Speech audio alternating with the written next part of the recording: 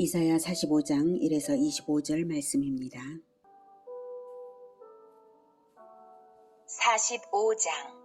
여호와께서 그의 기름 부음을 받은 고레스에게 이같이 말씀하시되, 내가 그의 오른손을 붙들고 그 앞에 열국을 항복하게 하며 내가 왕들의 허리를 풀어 그 앞에 문들을 열고 성문들이 닫히지 못하게 하리라.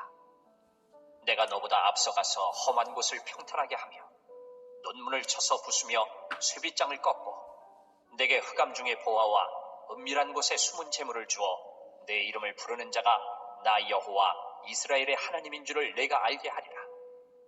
내가 나의 종 야곱, 내가 택한 자 이스라엘, 곧 너를 위하여 내 이름을 불러 너는 나를 알지 못하였을지라도 내게 칭호를 주었노라. 사랑하는 형제 여러분, 4월 6일 목요일 저녁 묵상에 오신 것을 환영합니다. 42일에서 44장까지는 이사야는 고레스를 통해 바벨론 제국을 멸망시키고 선민 이스라엘을 구원하실 사건을 예언했는데요. 돌아보면 41장 2절에서 누가 동방에서 사람을 일깨워서 공의로 그를 불러 자기 발 앞에 이르게 하였느냐, 열국을 그의 앞에 넘겨주며 그가 왕들을 다스리게 하되 그들이 그의 칼에 티끌 같게 그의 활에 불리는 초계 같게 하며, 이렇게 하나님께서 고레스에게 그렇게 동방에서 사람, 즉 고레스를 일깨워서 그렇게 하시겠다 표현하셨고요. 41장 25절에 내가 한 사람을 일으켜 북방에서 오게 하며, 한 사람 고레스죠, 내 이름을 부르는 자를 해돋는 곳에서 오게 하였나니 그가 이르러 고관들을 석회같이 토기장이가 진흙을 밟음같이 하리니, 이렇게 하셨고요. 또 이사야 43장 14절에 너희의 구속자여 이스라엘의 거룩한 이 여호와가 말하노라, 너희를 위하여 내가 바벨론에 사람을 보내어 바벨론에 바로 고레스를 보내어서 모든 갈대아 사람들에게 자기들이 연락하던 배를 타고 도망하여 내려가게 하리라. 바벨론 사람들을 도망하도록 사람을 바벨론에 보내겠다, 즉 고레스를 보내겠다 이 뜻이고요. 이사야 44장 28절에 고레스에 대하여는 이르기를, 이렇게 이름을 지명하셨죠. 고레스에 대하여는 이르기를 내 목자라, 그가 나의 모든 기쁨을 성취하리라며, 예루살렘에 대하여는 이르기를 중건되리라 하며 성전에 대하여는 내 기초가 놓여지리라 하는 자니라. 그래서 고레스를 통하여서 예루살렘을 중건하고 또 성전의 기초를 놓게 하겠다, 이런 말씀을 하셨어요. 그런데 바사왕 고레스는 선민이 아닌데 왜 하나님께서 이방인을 사용하시는가 의문을 제기할 수가 있고요. 그러므로 고레스가 행한 것이 하나님의 역사라고 정말 믿을 수 있어? 이렇게까지 한다면 그에 대한 답변이 바로 본장입니다. 먼저는 고레스가 열국의 정복자로 등장하게 된 것이 전적으로 하나님께서 배후에서 섭리하신 결과임을 말하고요. 하나님께서 고레스를 세우신 목적이 세계 만민으로 하여금 여호와가 창조자와 구원자 되심을 알게 하는 데 있다라고 말씀하신 것입니다. 1절부터 보면 여호와께서 그의 기름 부음을 받은 고레스에게 이같이 말씀하시되, 내가 그의 오른손을 붙들고 그 앞에 열국을 항복하게 하며 내가 왕들의 허리를 풀어 그 앞에 문들을 열고 성문들이 닫히지 못하게 하리라. 네. 그의 기름 부음을 받은 고레스에게, 이방 나라의 왕 고레스에게 기름 부음을 주신 것은 전례 없는 특이한 일입니다. 관례적으로 성경은 제사장, 왕, 선지자에게 기름을 붓고 그들은 곧 그리스도의 대리자로서 훗날 그리스도가 기름 부음 받은 제사장이요 왕이요 선지자 되심을 나타내기 때문에 그렇게 구약에는 그렇게 했습니다. 이처럼 하는 것인데, 그런데 관례를 깨고 행하시는 이유는 창조주이시며 주권자이신 하나님으로서 관례란 원래 없는 것이기 때문에 아무 문제가 되지를 않습니다. 그리고 이로써 열방의 왕이 되실 메시아를 예표하기를 이방인을 통해 주권적으로 이방인을 통해 예표하신 것입니다. 왕들의 허리를 풀어 무장해제를 시켜서 군사력을 약화시킨다는 뜻이죠. 열국의 성문이 고레스 앞에서 열려서 닫히지 않는 것은 고레스의 군사력이 매우 막강할 것을 암시하지만 하나님께서 섭리하심으로써 될 일들이라는 뜻입니다. 2절, 내가 너보다 앞서가서 험한 곳을 평탄하게 하며 논문을 쳐서 부수며 쇠빗장을 꺾고, 네. 고레스의 정복 사업이 전적으로 하나님의 섭리로서 사전 작업하셔서 될 일이라는 뜻입니다. 이 예언대로 고레스는 바벨론을 비롯해서 열국을 정복할 때에 곧 큰 유혈 사태 없이 쉽게 정복했습니다. 고레스가 그리스도를 예표한다고 할 때 그리스도의 군대인 복음 전도자들이 열방으로 나아가 복음화를 할 때에 하나님께서 사전 작업하셔서 복음화될 것을 예표하는 말씀입니다. 3절 내게 흑암 중에 보화와 은밀한 곳에 숨은 재물을 주어 내 이름을 부르는 자가 나 여호와 이스라엘의 하나님인 줄을 내가 알게 하리라. 고레스가 진귀하고 풍부한 전리품을 획득함으로써 자기를 부르신 분이 이스라엘의 하나님인 줄을 알게 된다는 것입니다. 어떤 깨달음의 과정이 있는지는 알 수 없으나 이 예언대로 고레스는 여호와를 이스라엘의 참신으로 인정했고 자기를 불러 그렇게 하셨다는 것도 인정했습니다. 에스라 1장 1에서 4절 말씀 제가 읽겠습니다. 바사왕 고레스 원년에 여호와께서 예레미야의 입을 통하여 하신 말씀을 이루게 하시려고 바사왕 고레스의 마음을 감동시킴에 그가 온 나라에 공포도 하고 조서도 내려 이르되 바사왕 고레스는 말하노니 하늘의 하나님 여호와께서 세상 모든 나라를 내게 주셨고 나에게 명령하사 유다 예루살렘에 성전을 건축하라 하셨나니 이스라엘의 하나님은 참 신이시라. 너희 중에 그의 백성 된 자는 다 유다 예루살렘으로 올라가서 이스라엘의 하나님 여호와의 성전을 건축하라. 그는 예루살렘에 계신 하나님이시라. 그 남아있는 백성이 어느 곳에 머물러 살든지 그곳 사람들이 마땅히 은과 금과 그 밖의 물건과 짐승으로 도와주고 그 외에도 예루살렘에 세울 하나님의 성전을 위하여 예물을 기쁘게 드릴지니라 하였더라. 이렇게 칙령을 내렸어요. 에스라 6장 3에서 5절에도 이렇게 나옵니다. 고레스 왕 원년에 조서를 내려 이르기를 예루살렘에 있는 하나님의 성전에 대하여 이르노니 이 성전 곧 제사 드리는 처소를 건축하되 지대를 견고히 쌓고 그 성전의 높이는 60규빗으로 너비도 60규빗으로 하고 큰 돌 3켜에 새나무 한 켜를 놓으라. 그 경비는 다 왕실에서 내리라. 또 느부갓네살이 예루살렘 성전에서 탈취하여 바벨론으로 옮겼던 하나님의 성전 금, 은 그릇들을 돌려보내어 예루살렘 성전에 가져다가 하나님의 성전 안 각기 제자리에 둘지니라 하였더라. 이렇게 놀라운 칙령으로서 여호와를 인정하고 그에 순종했고요. 이로써 선민을 부끄럽게 하는 효과도 있었다 하겠습니다. 4절 내가 나의 종 야곱 내가 택한 자 이스라엘을 위하여 내 이름을 불러 너는 나를 알지 못하였을지라도 내게 칭호를 주었노라. 고레스를 부르신 것이 전적으로 이스라엘을 위한 것임을 고레스에게 알리시는 말씀입니다. 너는 나를 알지 못하였을지라도 내게 칭호를 주었노라. 고레스를 통한 이스라엘 해방 사건, 고레스의 칭호와 명예, 이것이 고레스가 출생하기도 전에 하나님의 의해 이미 작정되었지만 그는 이방인이었기 때문에 자신을 통하여 놀라운 일들을 행하시는 하나님을 알 수가 없었죠. 이렇게 하나님께서 이사야를 통해 예언을 미리 기록해 놓게 하심으로써 훗날 증거가 되게 하시는 것이고 이로써 하나님의 전능하심과 절대 주권자 되심을 세계 만방에 알리시는 것입니다.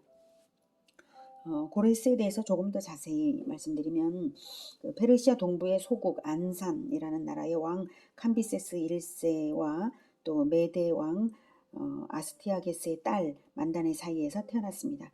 그래서 이제 외할아버지가 바로 이제 메대 왕이고 아버지는 안산의 왕이고 그랬죠. 그래서 즉위하자마자 페르시아 민족 통합 작업에 착수해서 페르시아 전체의 통치자가 되었어요. 그리고 9년 후 주전 550년경에 외할아버지의 나라를 이제 합병했죠. 그리고 다니엘 5장 28절에 그래서 다니엘 5장 28절에는 메대와 바사 사람이라는 표현을 이제 합니다. 얼마 후에 서쪽으로 동쪽으로 다 합병을 하고요. 여러 나라들을 주전 539년에는 바벨론 제국을 무혈 정복합니다. 선민 이스라엘의 운명을 그렇게 해서 바꿔놓은 거죠. 그래서 고레스 칙령으로 이스라엘 백성들은 주전 537년에 스룹바벨의 영도하에 바벨론 포로 생활을 청산하고 고국으로 귀환해서 나라를 재건하고 성전을 건축하게 된 것입니다. 그 후 주전 530년경에 페르시아 제국 북동부의 변경에 위치한 마사게타의족과의 전투가 있었는데 거기서 고레스는 전사했습니다. 고레스에 의해서 선민 이스라엘의 운명이 바뀐 것은 우연히 일어난 것이 결코 아니었습니다.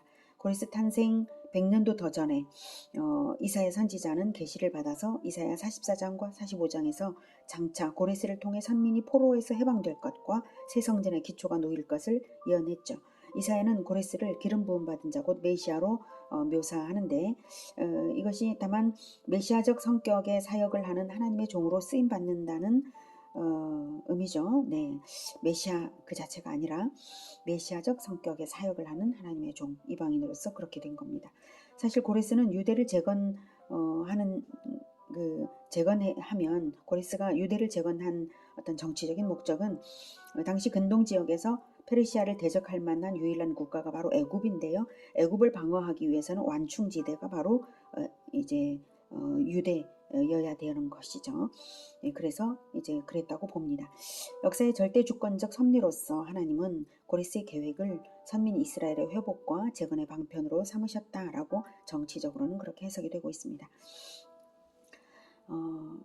유대인의 포로 귀환 허가 내용이 기록된 고레스의 원통형 비문에 의하면 고레스는 바벨론 신 이제 마르두게의 소명을 받아서 바벨론을 정복하고 포로민을 귀환시켰으며 마르두게에게는 물론 포로민들의 신들에 대해서도 경의를 표하면서 그 신들이 자신에게 축복하도록 기원하는 그러한 내용이 있습니다.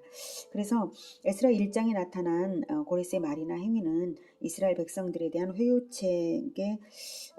회유책이다 이렇게 이제 이해도 됩니다. 그럴지라도 고레스의 배후에는 역사의 주권자 하나님의 손길이 있었다는 것은 명백합니다. 바로 지금 이사야에 의해서 예언되고 있지 않습니까? 계획을 하시고 그것을 이루시는 분 하나님이십니다. 이 계획이 없었다면 고레스는 없었던 것이죠.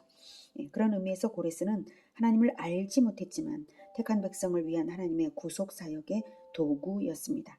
이방인을 들어 선민을 구원한 이 사실은 하나님을 알지도 못하는 자를 들어서 구속 사역의 성취를 하실 수 있음을 보여줍니다. 하나님은 시공을 초월하신 역사와 만물의 절대 주권자이십니다. 인생의 참된 구원자는 오직 하나님 한 분뿐입니다. 그리고 하나님은 언약 백성을 중심으로 태초부터 종말까지 계속되는 구속사를 이끄시고 구속사를 중심으로 세상 역사는 이끌려 갑니다. 바로 그 구속사를 이룰 때에 많은 이방인들을 고레스를 부르셔서 사용하시듯이 많은 그리스도의 제자들을 이방인 가운데서 선택하시고 부르시고 또 사용하실 것입니다. 바로 우리가 그 고레스처럼 사용되는 그러한 사역자들이 되기를 기원합니다. 5절 나는 여호와라. 나 외에 다른 이가 없나니 나밖에 신이 없느니라. 너는 나를 알지 못하였을지라도 나는 내 띠를 동일 것이요 해 뜨는 곳에서든지 지는 곳에서든지 나밖에 다른 이가 없는 줄을 알게 하리라. 나는 여호와라. 다른 이가 없느니라. 네 띠를 동일 것이요. 열방왕의 허리띠를 풀게 하는 것이 힘을 약화시키는 것이라고 했죠. 반대로 고레스는 허리띠를 동이겠다, 즉 너의 힘이 되겠다 하시는 것입니다. 이방인인 고레스를 구원자로 세우시는 이유는 6절에 해 뜨는 곳에서든지 해지는 곳에서든지 온 세상 어디서든지 여호와만이 참 신이심을 알게 하고자 해서입니다. 그리스도와 열방에서 일어날 그리스도의 제자들을 통해서 이루실 그 비전을 암시하시는 것입니다. 7절 나는 빛도 짓고 어둠도 창조하며 나는 평안도 짓고 환난도 창조하나니 나는 여호와라. 이 모든 일들을 행하는 자니라 하였노라. 하늘이여 위로부터 공의를 뿌리며 구름이여 의를 부을지어다. 땅이여 열려서 구원을 싹트게 하고 공의도 함께 움돋게 할지어다. 나 여호와가 이 일을 창조하였느니라. 네, 여호와 하나님만이 절대 유일하신 신으로서 세상사 모든 것을 홀로 주관하심을 단호하게 선언하시는 것입니다. 여기서 하늘, 공창, 땅 이것은 온 세상에 적용되는 것으로서 그들에게 명령하시는 것은 그들을 창조하셨음과 또 다스리심을 나타내시는 것이죠. 근데 그들에게 명령하는 내용이 공의를 뿌리며 의를 부을지어다 구원을 싹트게 하고 공의도 함께 움돋게 할지어다 이렇게 표현하세요. 온 세상에 구원과 공의를 일구시는 하나님이십니다. 농부처럼요. 하나님의 명령에 그것들이 경작되는 것은 하나님의 주권과 계획으로 된다는 사실과 함께 공의의 세상이 되는 일은 마치 식물을 키우듯이 생명의 성장의 과정이 있음을 알게 합니다. 하나님의 나라는 심어지고 키워지는 것입니다. 그래서 열매 맺는 것입니다. 고레스를 사용하여 선민을 해방시키는 이 일이 그러한 과정 중에 하나임을 알 수가 있고요. 선민을 키워서 그리스도의 나라를 육성하실 것도 암시가 되고 있습니다. 9절. 질그릇 조각 중 한 조각 같은 자가 자기를 지으신 이와 더불어 다툴진대 화 있을진저 지늘기 토기장에게 너는 무엇을 만드느냐 또는 내가 만든 것이 그는 손이 없다 말할 수 있겠느냐 아버지에게는 무엇을 낳았소 하고 묻고 어머니에게는 무엇을 낳으려고 해산의 수고를 하였소 하고 묻는 자는 화 있을진저 이스라엘의 거룩하시니 곧 이스라엘을 지으신 여호와께서 이같이 이르시되 너희가 장래일을 내게 물으며 또 내 아들들과 내 손으로 한 일에 관하여 내게 명령하려느냐 내가 땅을 만들고 그 위에 사람을 창조하였으며 내가 내 손으로 하늘을 펴고 하늘의 모든 군대에게 명령하였노라 내가 공의로 그를 일으킨지라 그의 모든 길을 곧게 하리니 그가 나의 성읍을 건축할 것이며 사로잡힌 내 백성을 값이나 갚음이 없이 놓으리라 만군의 여호와의 말이니라 하셨느니라. 13절에 내가 공의로 그를 일으킨지라는 고레스를 말하는 것입니다. 공의로 고레스를 일으켰다. 그러므로 이 문단은 고레스를 일으킨 이유를 말씀하시는 것인데요. 선민 이스라엘이 왜 이방인 고레스를 통해 구속사를 이루시냐고 항변을 한다고 가정할 때 그 응답으로서 이방인 중에서 고레스를 구원자로 세우신 것은 아무도 항변할 수 없는 전적인 하나님의 주권에 속한 것이라고 말씀하시는 것입니다.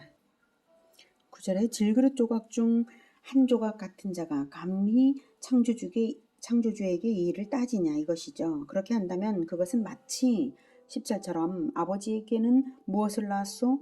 어머니에게는 무엇을 낳으려고 해산의 수고를 하였소? 이렇게 따지는 불효자나 마찬가지라는 뜻입니다.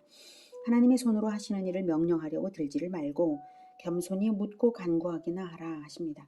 이방인을 사용했다고 따지는 것은 주제넘은 짓이죠. 우리도 그 어떤 이해할 수 없는 일이 있다 해도 그것은 우리의 이해력의 한계인 것이지 하나님께는 한계는 없습니다. 하나님의 주권적 사역에 대하여 어떤 편견도 가지지 않고 크신 하나님을 오히려 기대해야 할 것입니다. 그의 모든 길을 곧게 하리니 13절에 그의 모든 길을 곧게 하리니 그가 나의 성읍을 건축할 것이며 사로잡힌 내 백성을 값이나 갚음이 없이 놓으리라. 이걸 위해서 하셨잖아요. 하나님께서.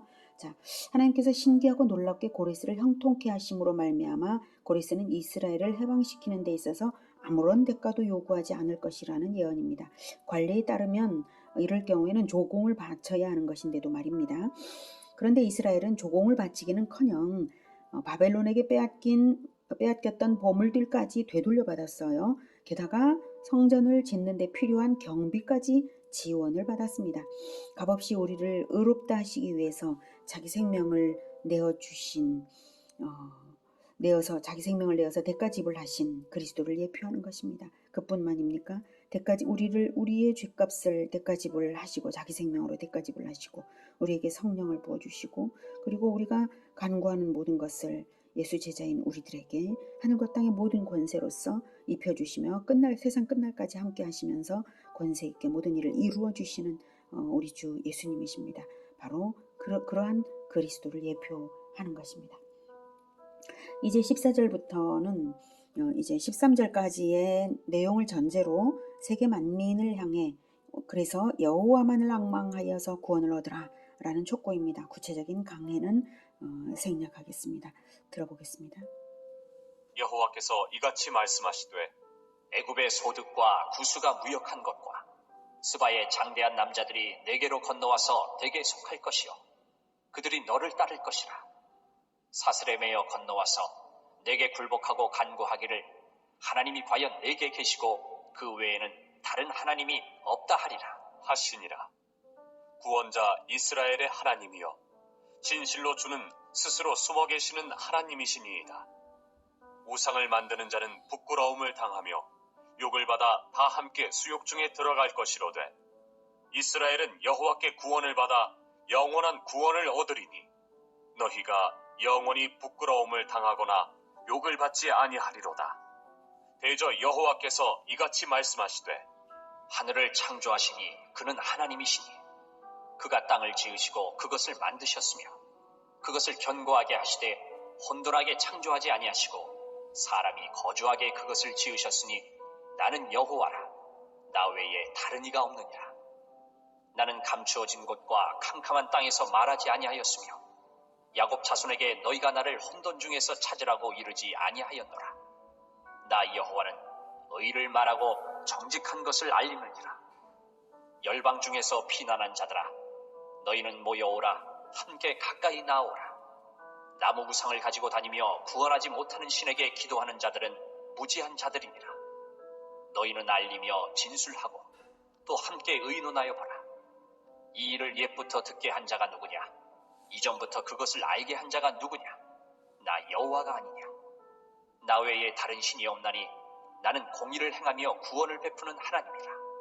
나 외에 다른 이가 없느니라. 땅의 모든 끝이여 내게로 돌이켜 구원을 받으라. 나는 하나님이라 다른 이가 없느니라.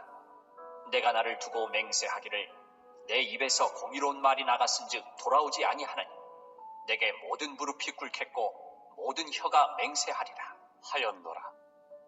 내게 대한 어떤 자의 말에 공의와 힘은 여호와께만 있나니 사람들이 그에게로 나아갈 것이라. 무릇 그에게 노하는 자는 부끄러움을 당하리라.